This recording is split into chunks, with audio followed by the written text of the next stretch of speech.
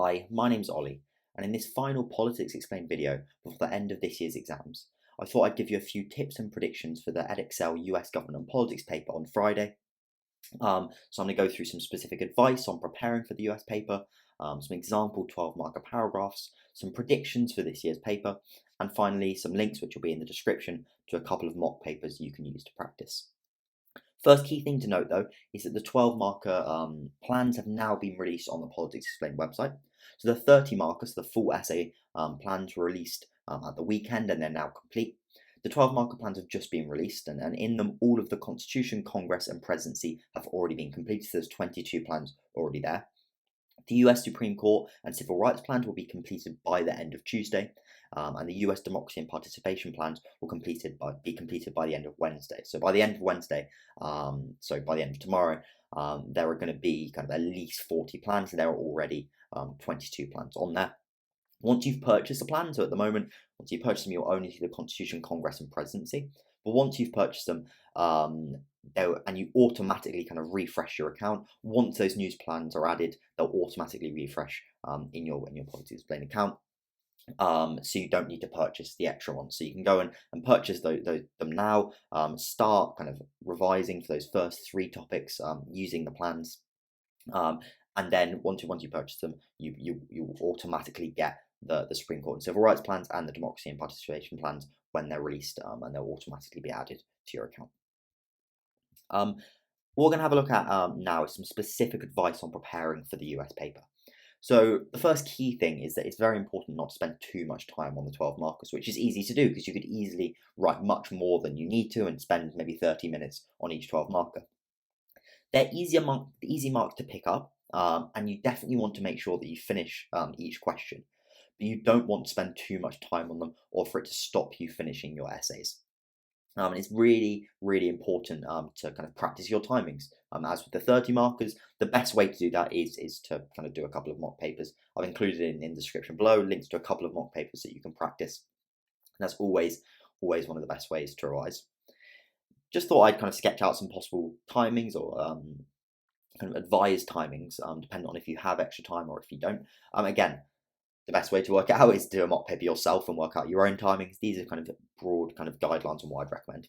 So if you don't have extra time, you've got 2 hours, and I recommend doing 60 minutes on the first 12 marker, which doesn't have the comparative theory, 18 minutes on the second 12 marker, which does have the comparative theory, and then 43 minutes-ish on each 30 marker. If you do have extra time, I recommend doing 20 minutes on the first 12 marker, again, which doesn't have the comparative theory, 22 minutes on the second 12 marker, which does, and around 54 minutes on each 30 marker. In terms of the 12 markers, so in terms of the structure of them, you should aim to do 3 paragraphs for each of the 12 markers. Though if you practice this through doing a mock paper, for example, and it's just not possible for you in the timings, then 2 detailed ones is okay. Each paragraph should be structured as follows.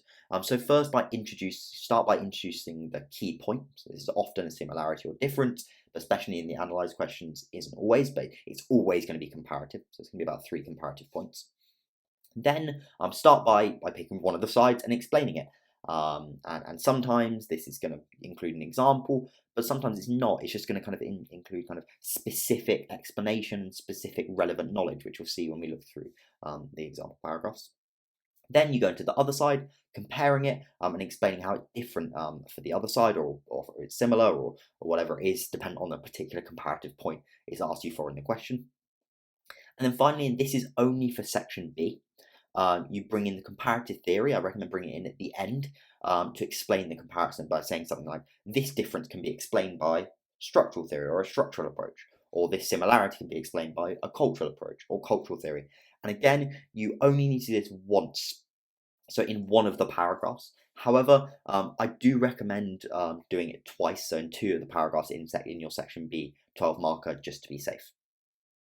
And as I said, yeah, in kind of points 2 and 3, so when you're explaining the UK and the US sides, you can pick up marks by explaining clearly and using specific relevant knowledge.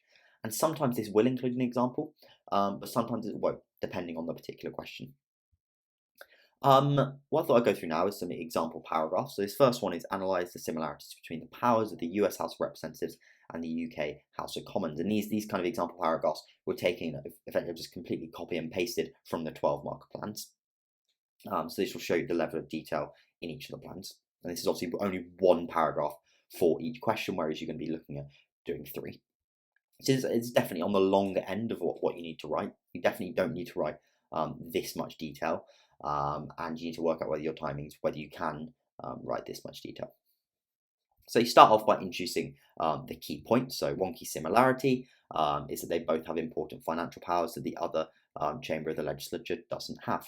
So that's that kind of first point, setting out the key comparative point. Then I go into the US side. So I kind of explain that the US Constitution grants the House of Representatives the exclusive power to initiate revenue bills. So explaining that kind of point for the US side and giving some specific knowledge about how it's rooted in Article 1, Section 7 of the Constitution, whilst the Appropriations Committee is also really, really key. Similarly, so then I kind of go into the UK side and compare it to the UK side. This is a similarities kind of question. So I look at those similarities saying in the UK, House of Commons also has primacy over financial matters. Again, looking at that specific knowledge by looking at the kind of Parliaments Acts of 1911 and 1949, and explaining how they're important, explaining how it kind of results in the annual budget. And what you see here is there isn't really one specific kind of recent example or anything. It's more about the specific knowledge. In other questions, especially those in kind of democracy and participation or the presidency, you're often, and other types of questions, you often are going to be bringing a specific example. It very much depends on the question. And it's really about kind of explaining it with kind of detailed knowledge a lot of the time, rather than using an example. So it very much depends on the question. So yeah, kind of explain it here with the UK side, and then finally, I think the best way, kind of, and the easiest way to bring in the comparative theories is to bring it at the end and explain how the comparative point, whether that's a similarity or a difference, can be explained by one of the theories. So I say here, this can be explained by cultural theory, as the House of Commons and House of Representatives, respectively, were originally the only elected chambers in Parliament, which is why they were given key powers in relation to taxation, with both countries' histories leading to a strong opposition to tax bills being imposed on the people. So that's a real kind of key similarity in the cultures and the kind of histories of both countries. What I've got here is a different paragraph, and this is for one without the comparative theory. So this is one in section A, and it's examine the differences between the sources of the US and UK constitutions. And here it kind of goes a final important difference between the sources of the UK and US constitution, because this is kind of taken as the third paragraph in one of the plans, is that unwritten conventions play a far more significant role in the UK constitution. So that's that first point, introducing the point. Then I go into the UK, starting off by going into the UK this side. As I said, you can go through either. And again, here it's kind of this specific knowledge, looking at conventions, and giving an example of a convention. So I have given an example here. It's kind of the monarch shouldn't block any bills passed by Parliament, and should grant them royal assent. As an example of a convention. Then go into the US side, and again give a similar example here, showing kind of the other side of the argument. And again here, sorry, I've actually realised I have included the comparative theory here. This is to note that actually, if it's an exam question, you shouldn't be including the comparative theory. This kind of point at the end here is if it's an analysed question, which I've included in all the plans because you get asked asking each of them. But effectively, if it's this question, it was section A, it would only be this part. And it shows it doesn't need to be really, really long. Okay, so that was the 12 markers. Looking now at the 30 markers. So it's really important to recognise that in the US side of the Edexcel course, the essay questions are much less predictable than they are in paper 1 and paper 2. Especially as many of the possible questions can cut across topics when they do this a lot less frequently in the UK politics and UK government papers. You should therefore definitely not just memorise the plans in the essay plan pack on the website, as there are many others that could be asked in the exam. Instead, you should make sure that you know the content well so that you can adapt to a range of questions. The essay plans are definitely useful. They're a really good way to learn lots of the key content and prepare for some of the key questions that could come up. But you should also go beyond them. And below are some possible questions that the plans don't cover, either because I didn't have time to cover every possible small topic due to time constraints, or because they're past questions that cut across topics, which are really useful to practice kind of how you can kind of think on your feet in the exam to these cross-cutting questions that you're unlikely to be able to predict or practice. And so yes, you kind of think about how you can adapt your answers to different questions that could come up in the exam, similar to the questions below. So yeah, feel free to pause the video for some of these cross-cutting questions. I'd really recommend practicing some of these. There's some small kind of topics that aren't covered by the plans as well, just to, due to timing. A lot of them will be kind of touched on in the plans, but it's worth kind of having a look at some of these as well. And the final key part of the video is some predictions for this year's paper. So first of all, it's really important to make clear that anything on the specification could come up in the exam. This is especially true of the US paper, where predictions are much more difficult. Therefore, you should take the kind of below predictions not as things that are likely to come up, but things you should know really well before the exam. Though you should, of course, the point is that you should try and know all of the content really, really well. But say if there's one final thing you'd have a look at before the exam, I'd make sure it's these. And this is based on what hasn't come up in the last couple of years, effectively.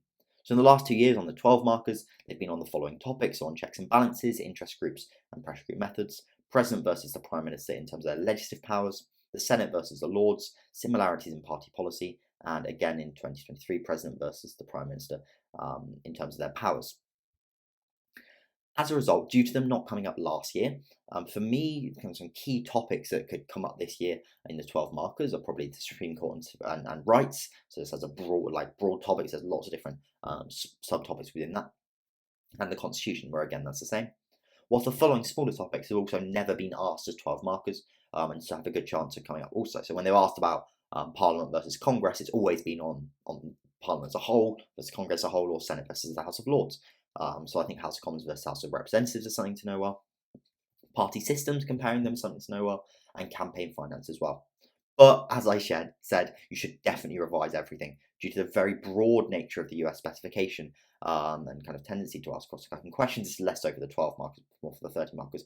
But you really could be asked anything, and predictions are less useful for this paper than for the previous two. In terms of the 30 markers, in the last 2 years, the 30 markers have been on. So in 2022, there's a cross-cutting question on which branch is most powerful. So that kind of really covers presidency, Congress, Constitution, and Supreme Court. How well are constitutional rights protected? So that's really the Supreme Court and rights topic.